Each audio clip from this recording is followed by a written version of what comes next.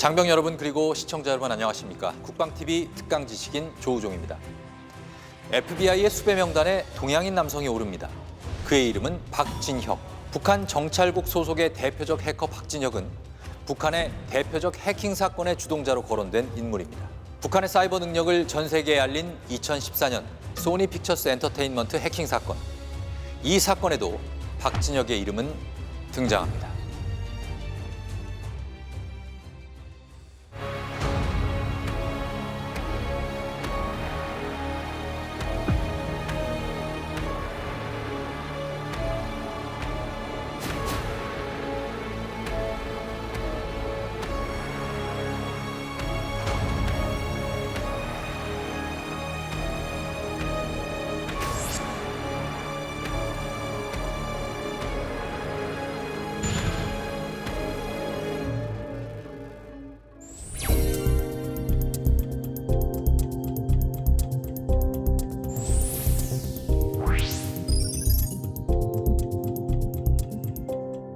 두 번째 뵀는데 오랫동안 본 얼굴.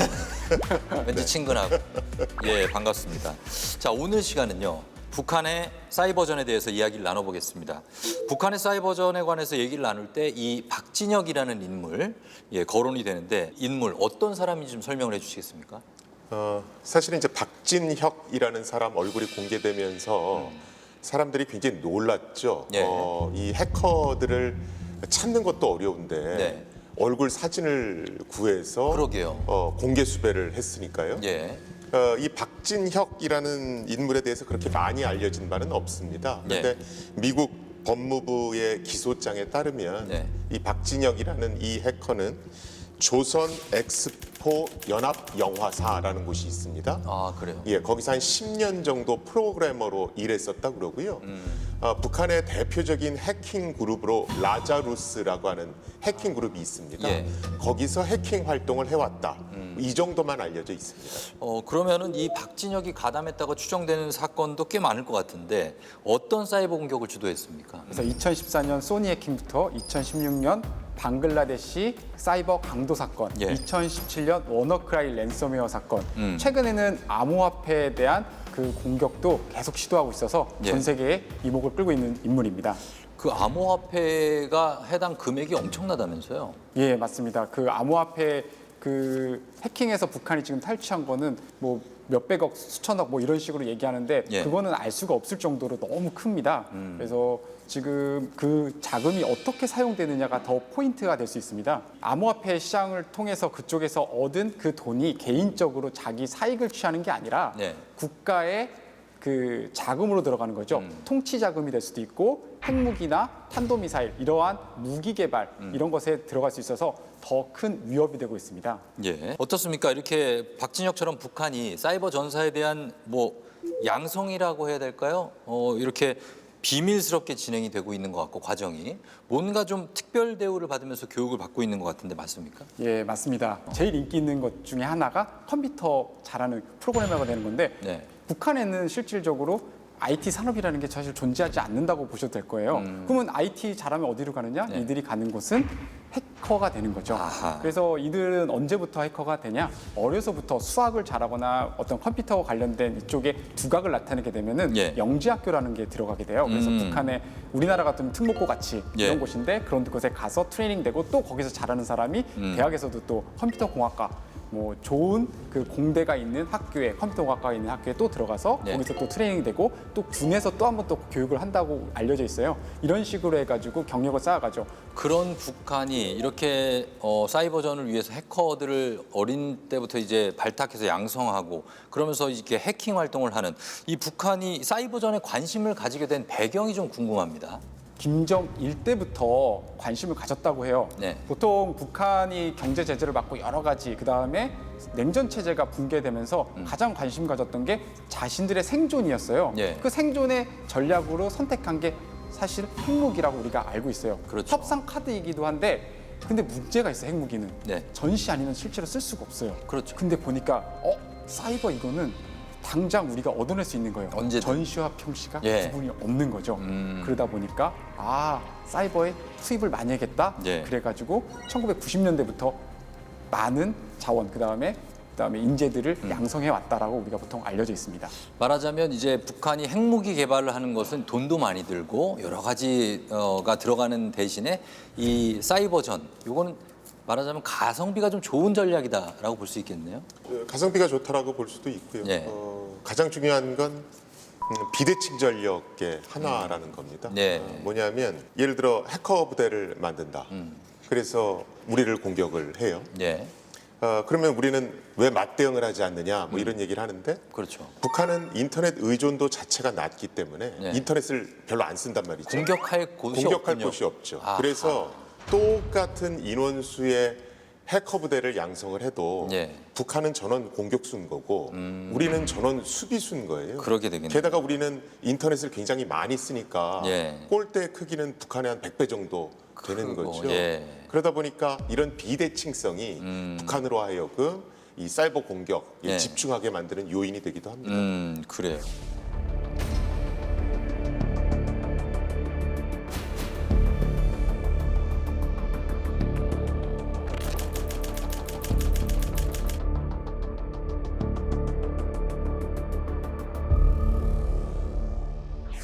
자, 첨부 파일을 열면 피해자의 컴퓨터에 이런 문구가 나타납니다.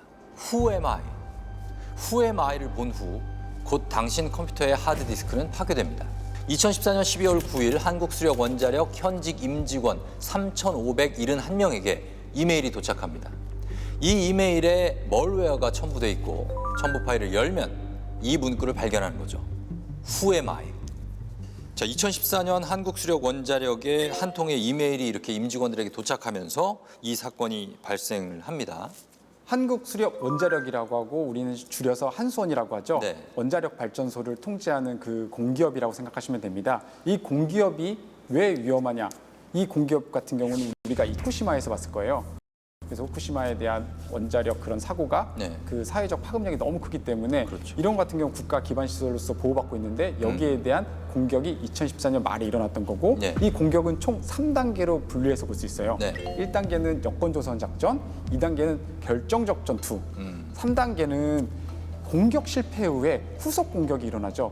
이런 3단계 작전에서 중요하게 나왔던 게 스피어 피싱 공격이었습니다. 스피어 피싱 공격이요. 보이스 피싱하고 유사한 건지 아니면은 아예 다른 건지 스피어 피싱 어떤 공격인지 좀 설명 부탁드립니다. 그러니까 보이스 피싱은 뭐 전화 사기죠. 예. 그렇죠. 그다음에 뭐 피싱 메일이라고 네. 하는 건 이메일 사기 이메일을 보내는 거죠. 소위 좀 낚이는 거죠. 그렇죠, 예, 그렇죠. 피싱. 예. 근데 이제 앞에 스피어라고 붙는 건 이게 창을 뜻합니다. 네. 그래서 우리가 보통 그 피싱 전자 메일 같은 경우에는 불특정 다수에게 사기성 메일을 쫙 그냥 뿌리거든요. 그러다 보니까 제대로 낚일 확률이 떨어지죠. 그렇죠. 그렇죠? 예를 들어 우리 영어로 이메일 오면 다 지워버리잖아요. 뭐 지우죠. 저는 이제 행운의 편지 정도는 이제 그러기도 합니다. 그런데 예를 들어서 내가 어떤 사람을 면밀히 조사해서 네. 그 사람의 개인 정보, 뭐 금전적인 내용 이런 것들을 충분히 확보를 해요. 네. 그러면 사기성 메일을 굉장히 그럴듯하게 그렇죠, 보낼 수가 있겠죠. 그렇죠. 그러면 더 잘 속일 수가 속일 있을 수 있죠, 거고 예. 그러면 해킹 프로그램을 그 사람 PC에 설치하도록 유도하는 게 더 쉬울 겁니다. 맞습니다. 이런 걸 스피어 피싱 이렇게 얘기합니다. 아, 그러니까 약간은 좀 뭐랄까요? 겨냥을 딱 해서 그렇죠. 거기에 그냥 창을 찔러 넣는 것처럼 그렇죠. 타겟화된 공격이다. 타겟화된 이렇게 보시면 공격이다. 되죠. 알겠습니다. 그러면 그 과정에서 지금 이 용어도 참 어려운데 제로데이라는 용어가 나오거든요. 이건 무슨 뜻입니까? 쉽게 얘기하면 제로데이라는 건 업데이트가 되기 전에 해커가 먼저 발견한 취약한 부분 예. 이렇게 보시면 돼요. 그렇겠네요. 그러니까 업데이트가 이루어지지 않았으니까 또 해커만 네. 또 그 취약한 부분을 알고 있으니까 알고 있고. 방어 메커니즘이 없는 거죠. 예. 그래서 모든 기업들은 이 해커들만 아는 이 제로데이 취약점을 어떻게 빨리 입수해서 예. 고치느냐 예. 이게 굉장히 중요한 이슈 중에 하나입니다. 그래서 우리 휴대폰 기업으로 되게 유명한 회사 있죠, 애플이라고. 예, 예. 그 애플 같은 경우에는 최근에 너희들 해커들이 네. 제로데이 취약점, 즉 우리가 모르는 취약점을 찾았을 때 그걸 나쁘게 안 쓰고 우리한테 먼저 제보를 해주면 우리가 포상금을 줄게. 아, 그런 전략. 예, 이걸 취약점 신고 포상제도 이렇게 얘기합니다. 예. 예전부터 이걸 하고 있었는데 네. 최근에 이 포상 금액을 올렸습니다. 한 개당 100만 달러씩 줍니다. 100만 달러요? 네. 그거는 줘야죠. 그건 그래서 예. 외신을 보시면 네. 이런 제로데이 취약점을 신고해서 백만장자가 된 해커들이 예. 종종 언론에 나오곤 합니다. 와, 정말 알다가 모를 세상이네요. 그거 하나 발견하면 10억 원이 넘는 그렇죠. 지금 환율로 하면 13억이네요. 그렇죠. 대단합니다. 예. 자, 그러면은 지금 이렇게 해서 공격을 해서 피싱 공격을 해서 한수원에서 이 사람들이 얻고자 한 거 다 얻고 끝났습니까? 아닙니다. 다행히도 2단계 결정적 작전 시점에 네. 한수원 측에서 이걸 파악합니다. 그래서 그래서 이 이메일 들어오는 걸 외부에서 오는 걸 차단시키고 예. 직원들에게 이미 받은 이메일들을 삭제하라고 시킵니다. 그래서 그렇게 조치를 하는 바람에 예. 다행히도 한 8대 정도 컴퓨터가 악성 코드에 감염됐고 예. 그리고 여러 가지 조금 피해를 입었지만 실제로는 이제 우리가 생각하는 원전 그를 통제하는 시스템까지는 접근하지 못했다 이렇게 보시면 되겠습니다. 정말 큰 다행이군요. 맞습니다. 국가적으로도. 예. 자, 그래서 북한에서 보낸 이메일에 멀웨어가 등장을 하고 무시무시한 경고성 문구 이거죠. 후에마이가 등장을 하게 되는 거죠. 처음에 한수원 관계자들의 정보를 얻었고 네. 그 정보를 이용해서 타겟형 피싱 메일 공격을 했고 그렇죠. 그래서 해킹 프로그램을 내부에 침투시켜서 네. 이제 여러 가지 정보들을 뽑아내고 원전에도 영향을 미치려고 했었죠. 네. 그런데 결과적으로 그건 실패를 했고 그 다음부터는 이제 언론전이 벌어지기 시작을 합니다. 이제 한수원 측에서는 우리가 잘 막았고 막았다. 별 영향이 없었다 이렇게 네. 얘기를 하는 것이고 실제로 이 공격을 감행한 북한 측에서는 아니다. 우리는 충분히 내부까지 들어갔고 굉장히 중요한 정보들을 다 입수했다. 아하. 그리고 언제든지 원전을 폭파시킬 수 있다. 뭐 이런 식으로 여론 선동을 하기 시작했죠. 예. 왜냐하면 불안감을 조성을 해야 되니까. 불안하네요, 네, 듣기만 해도. 그때 이제 나왔던 용어가 Who am I라는 용어입니다. 거기에서. 그리고 북한의 이 후에마이는 그러면은 이 악성 코드의 이름일 뿐인 겁니까? 아니면 어떤 큰 거대한 조직의 명칭인 겁니까? 이들은 이제 FMI라고 하는 것은 자기들이 이제 해커 이름을 이제 드러낸 거예요. 네. 그러니까 우리가 쉽게 생각하면 어느 국가든지 자신들이 해킹했다고 이렇게 밝히고 싶진 않아요. 그럼요. 왜냐면 보복과 제재가 기다리고 있거든요. 네. 그러다 보니까 매번 하는 것이 뭐냐. 가짜로 만든 그룹들이 나타나서 우리가 이 해킹을 했다라고 보통 해요. 그때 등장했던 게 이 당시에는 FMI라고 보시면 되겠습니다. 그래서 내가 해킹했다라고 이렇게 하고 있는 거예요. 예, 그 진위를 알 수는 없는 거군요. 그렇습니다. 하지만 이제 이들이 보통 쓰는 게 예. 김숙희 계열의 그 해커 그룹이다라고 해요. 김숙희? 예, 그렇습니다. 김숙희 씨 정답이세요. 원래 맞아요? 예, 이게 예. 미국에서 우리나라 이름을 부르는 게 어렵잖아요. 네. 그래서 원래는 이제 그 김숙희 계열의 그 해커들이 해킹을 하면서 자취를 납친 게 김숙향 이런 식으로 이게 이런 게 남겨져요. 예, 근데 예. 이게 외국인들은 이걸 다 발음하기 그렇잖아요. 어렵죠. 그래서 뒤에 쪽 빼고 김숙희까지만. 그래서 김숙희냐 뭐 여러 가지 이제 이야기가 있는데 예. 그래서 김숙희라고 이거 발음하는 거죠. 우리가 들을 때 굉장히 친근한 이름. 그렇죠. 김숙희. 예. 그게 이제 여기여서 어떤 악성 코드를 사용하는 조직으로 그렇습니다. 나온 것 같은데, 자, 그러면 이 북한의 악의적인 이 해킹 사건 결말은 어떻게 났습니까? 뭐 우리 정부는 네. 피해가 없었다. 뭐 이거는 그냥 허풍이었다 이렇게 얘기를 하지요. 예. 그런데 우리가 여기서 짚고 넘어가야 될 것이 두 가지가 있습니다. 일단 하나는 이것이 진짜로 북한이 원전을 공격한 거였다. 그걸 시도했는데 실패했다. 네. 이렇게 보는 전문가들이 있고요. 예. 또 다른 아주 이런 북한 해킹의 정통한 전문가는 그 소니 픽처스 엔터테인먼트 해킹 사건이 있습니다. 네네. 이 사건을 FBI가 조사를 하는데 사실은 우리나라의 분석 인력들이 대부분 그 FBI를 지원해주고 있었거든요. 그 지원 세력을 다시 한국으로 불러들여서 네. 소니 픽처스 엔터테인먼트 사건 분석을 지연시키기 위한 네. 페이크였다. 이런 얘기를 하시는 전문가분들도 있습니다. 예. 즉 북한은 해킹을 조직적으로 군사작전 하듯이 한다는 거죠. 예. 그래서 이게 실패였다라고 보는 시각도 있고 또 소니 픽처스 엔터테인먼트 사건 분석을 지연시키는 측면에서는 성공했다. 이렇게 보는 이들도 있습니다.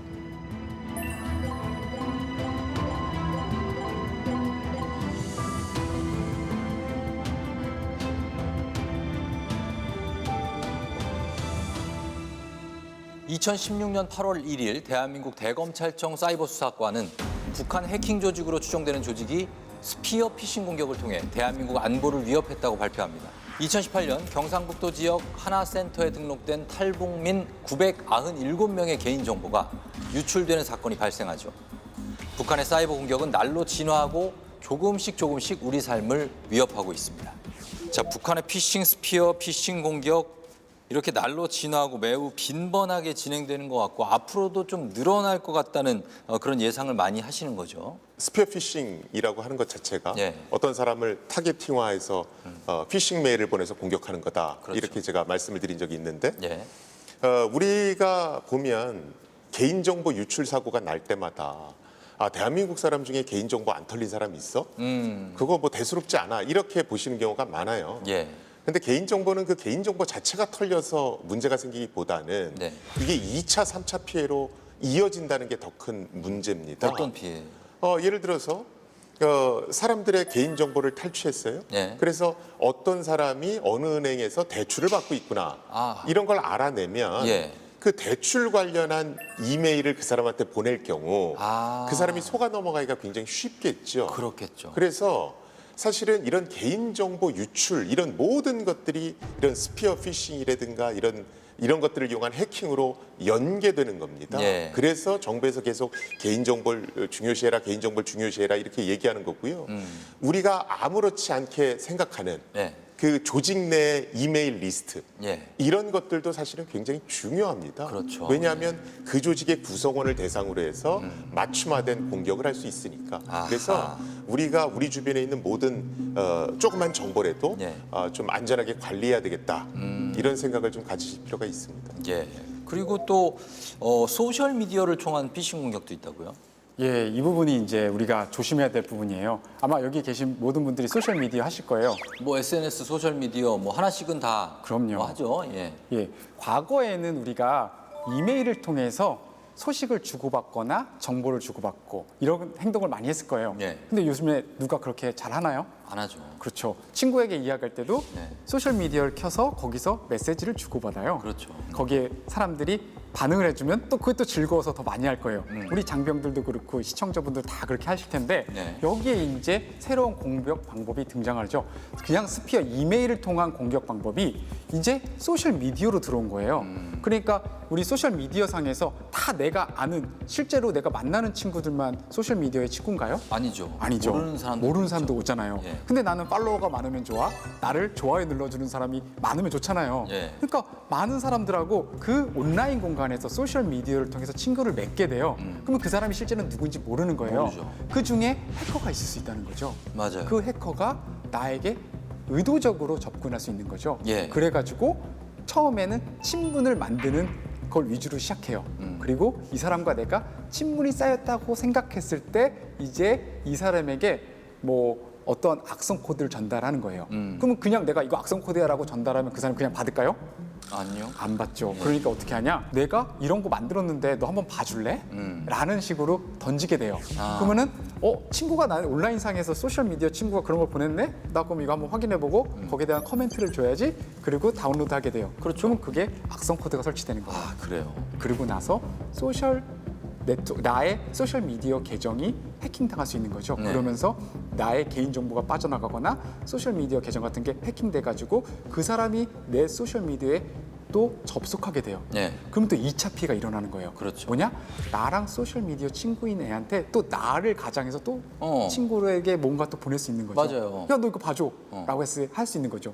여기서 우리가 또 포인트가 뭐냐? 우리 장병들이 가장 생각하는 거예요. 난 중요한 인물이 아닌데 국가 안보와 나는 관련 없어. 내가 무슨 뭐 그쵸. 유명한 사람도 아닌데. 그렇죠. 네. 그런데 실제로 내 친구들은 다를 수 있거든요. 그리고 또 나 또한 뭐 물론 나중에 정말 중요한 인물이 될 거예요. 우리 장병 그럼요. 여러분 모두. 네. 근데 어쨌든 간에 지금 내가 알고 있는 뭐 되게 높은 사람들이라든지 중요한 일을 하는 사람들에게 그러한 방식으로 또 접근해서 국가의 중요한 정보를 탈취하고 공격을 할 수 있는 게 예. 이게 소셜 미디어를 통한 피싱 공격이라고 생각하시면 됩니다. 이런 피싱 피해를 막을 수 있는 방법을 한 번 더 정리를 좀 해주실 필요가 있을 것 같습니다. 일단은 스마트폰 뭐 이런 SNS 사용을 자제하시는 게 우선입니다. 자제라, 줄여라. 그렇죠. 예. 그리고 보통 이제 외국 같은 경우는 어느 정도 철저히 하냐면 네. 출장 갈 때는 네. 아예 다른 노트북, 다른 스마트폰을 가져갑니다. 그래요? 그 안에는 상대적으로 개인정보가 덜 들어가 있으니까 예. 이제 분실이 돼도 어. 조금 더 안전한 거죠. 아. 그다음에 만약에 네. 내가 스피어 피싱 같은 것에 당해서 해커들이 첨부한 해킹 프로그램을 클릭해서 예. 설치하게 됐다 하더라도 예. 평상시 내가 운영체제라든가 각종 앱을 업데이트만 잘해 놓으면 예. 최악의 상황까지는 안 갈 확률이 높습니다. 그래요. 왜냐하면 내가 평상시에 백신 같은 걸 많이 맞고 운동 열심히 해놓으면 감기 바이러스가 들어와도 견딜 수 있잖아요. 맞습니다. 그 똑같은 거라고 생각하시면 돼요. 그래서 내 개인정보 내가 잘 관리하고 업데이트를 철저히 해서 만약에 스피어 피싱이 당했다 하더라도 네. 나를 지킬 수 있게 만든다. 이걸 명심하시면 좋을 것 같습니다. 예, 조심하셔야 되겠습니다.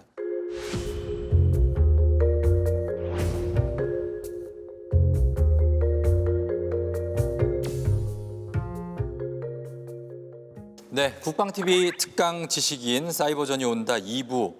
장병 여러분 어떻게 보셨습니까? 지금 저는 뭐 휴대전화, 노트북, 랩탑, 뭐 컴퓨터 관리, 보안 업데이트 게을리하지 말자, 그리고 로그인, 로그아웃 확실하게 하자 이런 거에 대해서 좀 떠올렸는데, 자 오늘 함께하신 두 분은 어떠셨습니까? 저는 뭐 아무튼 일단 좋은 기회를 주셔서 아, 굉장히 감사하게 생각을 하고요. 네, 네. 그런데 이제 또 이걸 들으시는 우리 장병 분들은 네. 또 스마트폰 못 쓰게 하려고 아, 저 또 저렇게 뭐, 얘기하는 거 예. 아니야? 또 뭐 이러실 수 있어요. 그럴 수 그런데 있죠. 그렇게 부정적으로 보지 마시고 이거는 굉장히 해킹으로 발생할 수 있는 여러 가지 사건 중에 아주 일부만 말씀드린 겁니다. 네. 그래서 자율에는 책임이 따른다. 이걸 반드시 명심하시고 네. 장병분들 지금도 잘해주시지만 앞으로 좀 더 신경 써주셨으면 좋겠습니다. 그렇습니다. 예. 좀 더 큰 얘기를 해볼게요. 저는 이제 사이버 전 전략을 하는 사람으로서 과거부터의 이제 전쟁이 어떻게 양상이 변해왔는가에 대해서 연구하고 있습니다. 그래서 예를 들면은 과거에 이제 화약이 발명됐을 때 화약을 폭죽놀이에 쓴 사람이 있고 어떤 국가는 이걸 가지고 대포를 만들고 총을 만들어가지고 이제 다른 나라를 침략해 들어왔습니다. 네. 이런 것처럼 이제 이 변화에 대해서 우리가 흐름을 읽을 줄 알아야겠다라는 것을 우리 장병들이나 시청자분들이 알았으면 좋겠어요. 그래서 미래전에 어떤 식으로 미래전을 할 것인가에 대한 거는 이 사이버가 정말 중요하다. 그래서 멀리 있는 것이 아니라 이 사이버전이 우리 곁에 와 있다. 그렇기 때문에 우리가 이에 대한 대비, 이에 대해서 알아야겠다라는 것을 명심해야 될 것 같습니다. 좋은 말씀해 주신 두 분 감사합니다. 네, 장병 여러분이 있어 우리는 오늘도 평화로운 대한민국에서 살 수 있습니다. 다시 한번 감사하다는 말씀을 전하고요. 저는 총성 없는 전쟁 하이브리드전 1부로 다시 찾아오도록 하겠습니다. 함께해 주신 장병 여러분, 시청자 여러분, 감사합니다.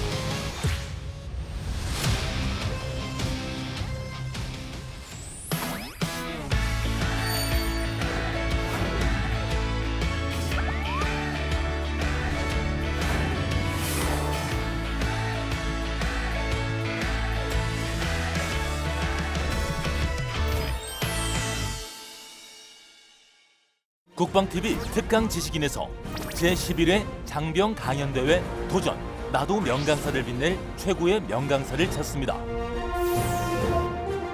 국가관, 안보관, 군인정신 주제 중 하나를 선택하여 PPT를 활용한 강의, 역할극, 뮤지컬 등 다양한 형식으로 발표하면 됩니다.